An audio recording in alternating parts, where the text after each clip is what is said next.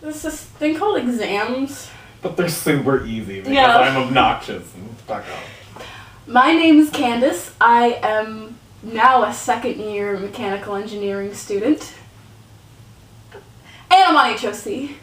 There you go. There I go. I'm Bobby Cole, and I'm your VP for this coming year. And I'm also a second-year art student. But that doesn't make me any less of a person. Okay, so we are here to talk about EXAMS.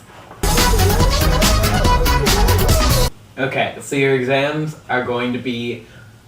The entire exam period is about 2 weeks, but you're going to have breaks in between. A lot of people leave early. The arts faculty, for example, gotta be honest. I know somebody who was up there on the 14th when exams ended the 21st. Or you can be there all throughout exams. Like I had an exam on the 11th, the day it started, and I had an exam on the 21st, the day that it ended. So. And then there's going to be people who have an extra week and a half to study, and then, 4 exams in 4 days. 4 exams in 3 days. Yeah.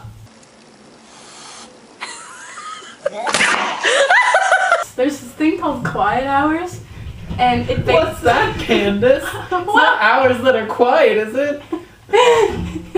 In some cases, no.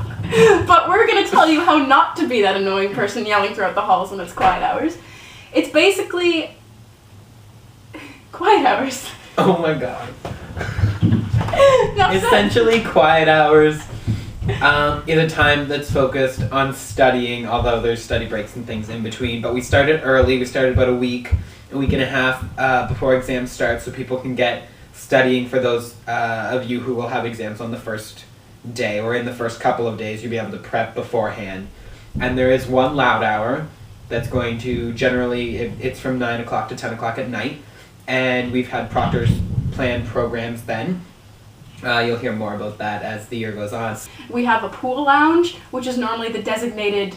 Moderate you can, area. moderate area where you can talk and not whisper. Yeah.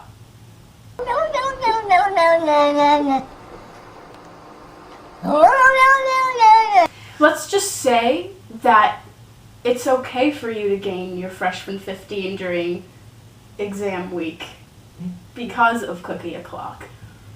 Or because of general overeating during Yes. exam week. Because that's good, because there's always an excuse to eat more during exams. From 9 o'clock to 10 o'clock, when you have loud hour, Linda, our house don, one of our house dons, Don number 1, in fact, just so you know going in, so you can make that nice, good impression. She also does something called Cookie O'Clock, where she will bake for us.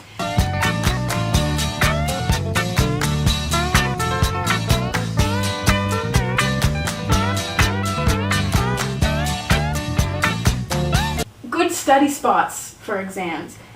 You just, throughout the year, find places on campus, whether it's your room or the engineering library or the science library or wherever, that you just like to study. You can really study anywhere. Some are quiet. In the house, we have study lounges, we have the cafeteria, and I normally study in my room because that's where I find Although I'm most comfortable. it is discouraged studying on your bed is discouraged. Yeah, apparently. Study at your desk if you study in your room. Study on the floor if you study in your room. Study somewhere Study on the safe. ceiling when you study in your room. Thank you, Candace. Or in your fridge, because normally you tend to eat, so it's right there with you. Study with space around you so you can spread out your materials. Normally you're gonna put like a timeline of notes so you can, study. How many hours should you expect to study for exams? It really depends. For me, like chemistry, I studied like a lot. But for sociology, I didn't study as much. Just prioritize your, plan study breaks so you're not studying all the time. And what I do, I have an hour where I just stop studying at night.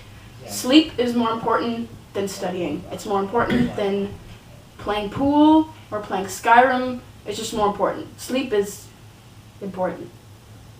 You have to take care of yourself, because if you're not in any condition to write an exam, but you know what you have to put on it, that's not going to do you any good.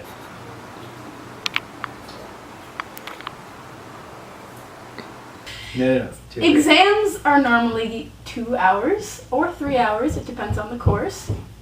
You write exams in the Curry Center or Lady Beaverbrook Gym, which are very close to Lady Beaverbrook residence, or you can write them in the South Gym, which is basically on the opposite side of campus. So if you have an exam there, plan ahead and leave a good 2 days before your exam. Alright, we encourage you to find one of the many residents in our house that have a vehicle available to them. If you do not know one of those people, or one of those people is not courteous enough to drive you up, you should probably leave a good 20 minutes, half an hour. 20 minutes, half an hour beforehand, so you are sure to get up there.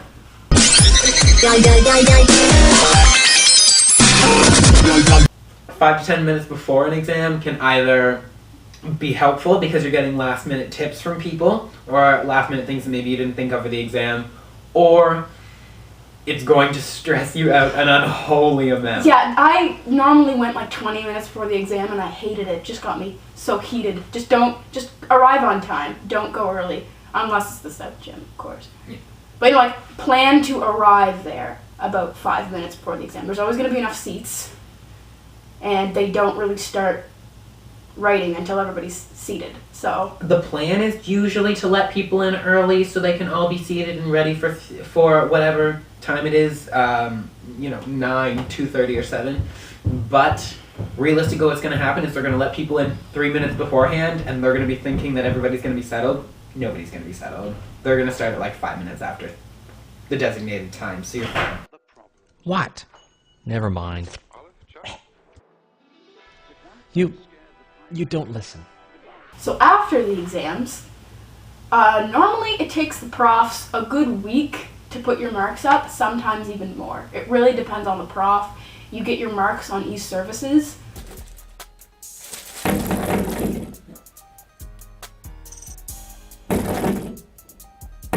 Exams are no big deal. They aren't gonna rip out your soul.